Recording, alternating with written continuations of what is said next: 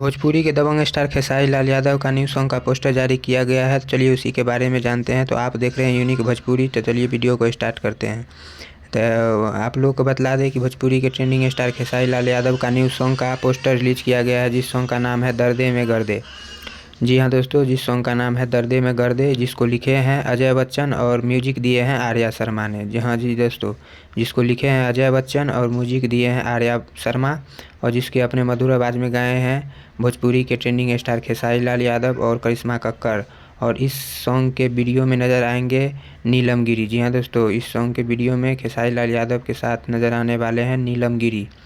और यह song release किया जाएगा ग्लोबल म्यूजिक जंक्शन के यूट्यूब चैनल पर कल सुबह 11 बजे। जी हाँ दोस्तों, कल यानी 4 जनवरी को सुबह 11 बजे रिलीज़ किया जाएगा ग्लोबल म्यूजिक जंक्शन के यूट्यूब चैनल पर। तो वीडियो पसंद आया हो तो वीडियो को लाइक कर दीजिए और चैनल को भी सब्सक्राइब कर लीजिएगा, ताकि भोजपुरी से जुड़ा हर एक अपडेट आप लोगों को देखने को मिले। धन्यवाद दोस्तों।